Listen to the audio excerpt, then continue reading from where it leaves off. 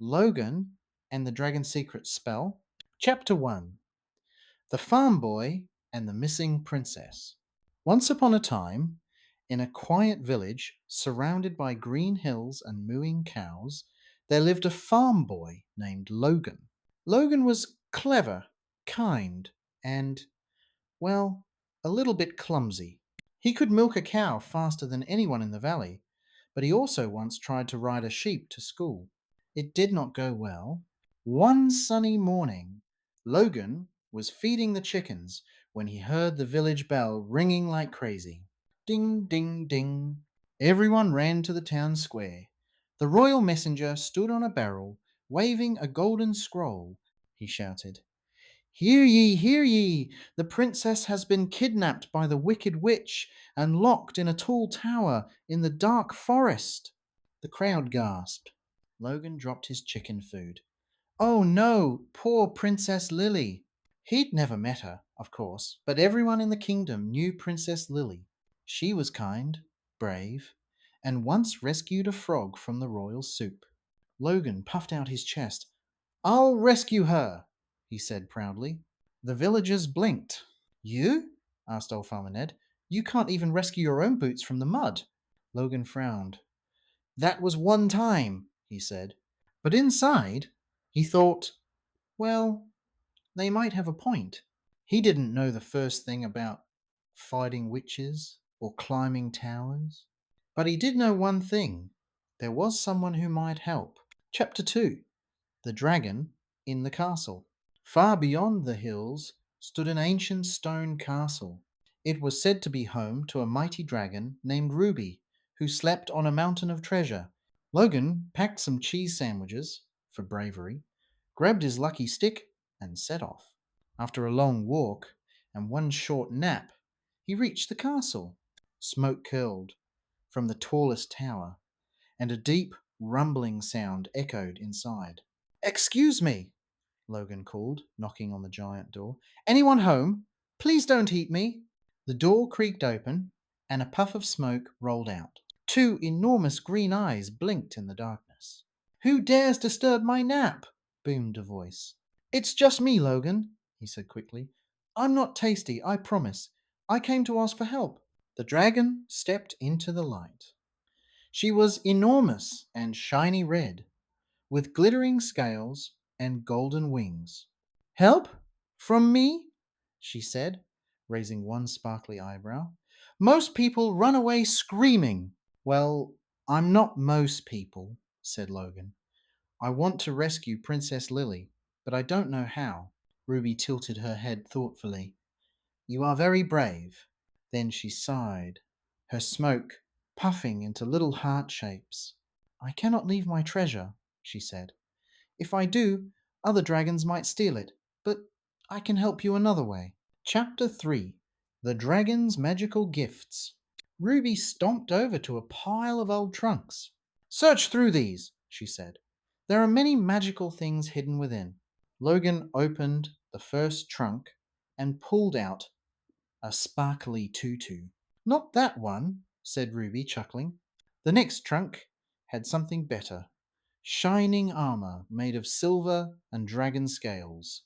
"This armor is strong enough to stop a wolf's bite," said Ruby proudly. The second trunk held a shield with a red ruby in the center. "This shield will protect you from magic," she explained. "Use it wisely. It reflects spells like a mirror." Then came the sword, tall, gleaming, and humming with power. "Be careful," said Ruby. "It's very sharp." Finally, Ruby lifted a golden net. She blew a puff of glittery smoke over it and whispered a spell. "Net of gold, strong and fine, trap all evil, wicked, unkind." The net shimmered with magic. Then Ruby pointed to a dusty toy horse sitting on a shelf. "One last thing," she said, winking. She tapped it with her claw and muttered another spell. "Wings of gold and heart of flame. Rise to life and earn your name." With a poof, the toy horse grew bigger and bigger until a magnificent winged horse stood before them, shaking its mane and neighing proudly. "Whoa!" Logan gasped. "He's beautiful." "His name is Thunderhoof," said Ruby. He'll carry you to the witch's tower. Logan bowed deeply. Thank you, Ruby. You've made me a knight. Ruby smiled. Go, Sir Logan. Rescue your princess and try not to trip over your sword. Chapter 4. The Battle at the Witch's Tower.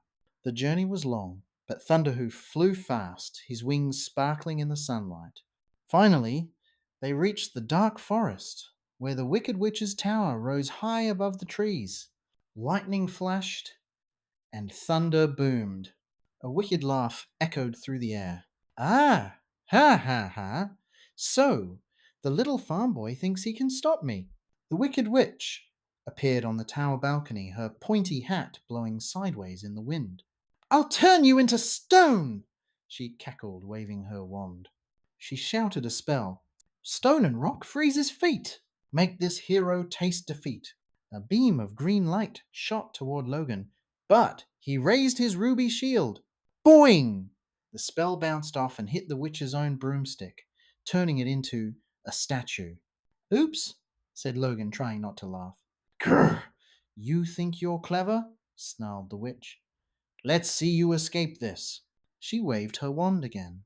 Vines and roots, twist and bind. Trap this boy so he can't unwind. Green vines shot up from the ground, wrapping around Logan's legs, but he swung his sword with all his strength. Swish! Swoosh!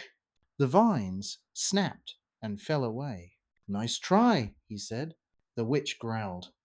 Fine. Then face my pet. From the shadows leapt a huge wolf, its eyes glowing red.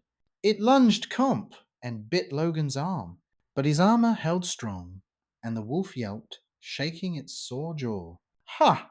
My dragon armor's tougher than your teeth, said Logan. The wolf whimpered and ran away, tail between its legs. Now it was Logan's turn. He pulled out the golden magic net, tossed it high, and shouted, Catch the witch! The net shimmered, flew through the air, and whoosh! Wrapped around the wicked witch. Hey, let me out! She shrieked. But no matter how she struggled, the net only glowed brighter. Sorry, said Logan. You're grounded forever. Chapter 5. The Princess and the Sky Ride. With the witch trapped, Logan and Thunderhoof flew up to the top of the tower. There, in a small room with a golden door, stood Princess Lily, looking surprised but smiling. Who are you? She asked. I am Sir Logan, he said proudly. I came to rescue you. Princess Lily giggled. Well, that's very kind, and you are very brave. They climbed onto Thunderhoof's back, and together they soared into the sky. Below them, the tower faded into the mist, and the sun rose over the mountains. Thank you, Sir Logan, said Lily. You're my hero. Logan blushed. Ah, was nothing. The dragon did most of the work. When they returned to the castle, the king and queen were so grateful they made Logan an official knight. Ruby the dragon even flew in, after locking up her treasure, of course, to celebrate. And as for the wicked witch, she stayed right where she was, tangled in that shiny golden net, muttering, I hate heroes. Everyone laughed, and the kingdom celebrated with a huge feast. Logan sat between Princess Lily and Ruby, eating pie and telling everyone how totally brave he'd been. And from that day on, Sir Logan, Ruby the Dragon, and Princess Lily were the best of friends ready for any adventure that might come next. The end.